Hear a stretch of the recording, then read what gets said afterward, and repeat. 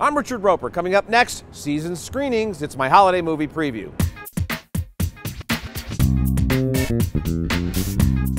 Greetings from Daily Plaza in beautiful and friggin' freezing downtown Chicago. I'm Richard Roeper. Let's get right to it.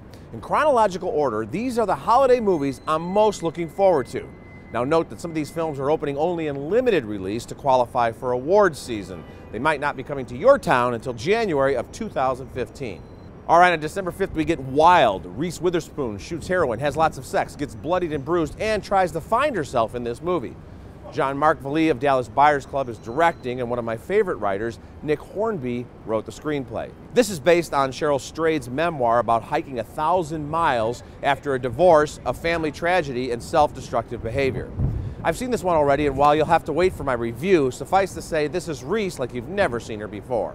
I'm also really looking forward to Exodus: Gods and Kings. Veteran director Ridley Scott of Blade Runner and Gladiator fame does spectacle as well as anyone, and based on the 45 minutes of rough cut footage I've seen of Exodus, this is going to be one giant, bloody, controversial biblical epic. Christian Bale plays an intense, fierce Moses, and Joel Edgerton is Ramses. I want Moses and his family dead. The always warm and fuzzy Bale made headlines with his analysis of Moses as, quote, likely schizophrenic and one of the most barbaric individuals I've ever read about in my life, unquote. It'll be interesting to see how religious leaders and the Fox News channels of the world react to the final product. All right, Inherent Vice. The setting, Los Angeles in 1970. The story, a drug-addicted detective tries to find his missing ex-girlfriend. The director, Paul Thomas Anderson, who's given us Hard Eight and Boogie Nights and Magnolia. The original source material, a novel by Thomas Pynchon. The cast, Benicio del Toro, Joaquin Phoenix, Reese Witherspoon, Eric Roberts, Josh Brolin, Martin Short. The deal in total, those are the most intriguing elements of any film this holiday season. Another one that's really on my radar, The Gambler. My favorite James Caan role of all time isn't Sonny Corleone. Obviously, that's one of the most iconic characters ever, but it's a supporting role. Caan's best lead performance was in the 1974 classic, The Gambler. He played a self-destructive professor with a serious wagering problem.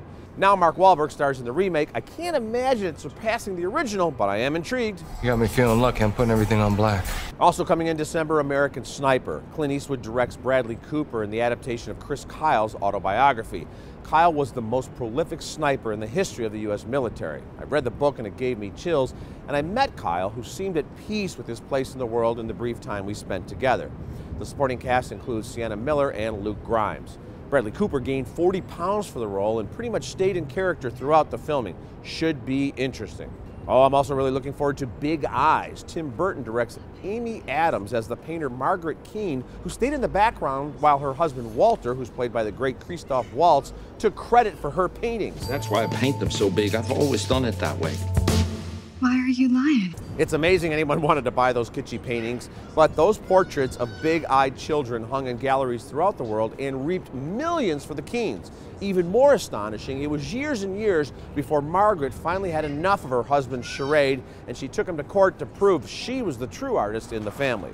Given Burton's inspired directorial madness and those hideously compelling big-eyed paintings of Keanes, this one could be really, well, super creepy. On Christmas Day comes The Interview. You might have heard a little about this one. Merry pranksters James Franco and Seth Rogen play the star and producer, respectively, of a celebrity tabloid show.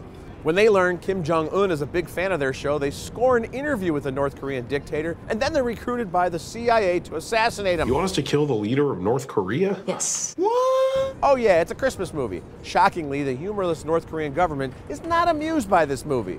We also have Into the Woods. The grim fairy tales have provided endless fodder for stage and TV and film. This time, Rob Marshall of Chicago fame interprets Stephen Sondheim's Tony Award-winning musical, which weaves the story of Little Red Riding Hood, Rapunzel, Jack and the Beanstalk, and other familiar stories. Too bad Marshall couldn't get any name actors to commit, so he had to settle for unknowns like Johnny Depp and Meryl Streep and Emily Blunt and Anna Kendrick and Tracy Ullman and Chris Pine and Lucy Punch and Christine Baranski. Now, in the aftermath of the protests and riots in Ferguson and in many other cities across the country, we get the release of Selma. Really couldn't be more timely. The early reviews are strong for this take on the march from Selma to Montgomery, Alabama, which was led by Martin Luther King.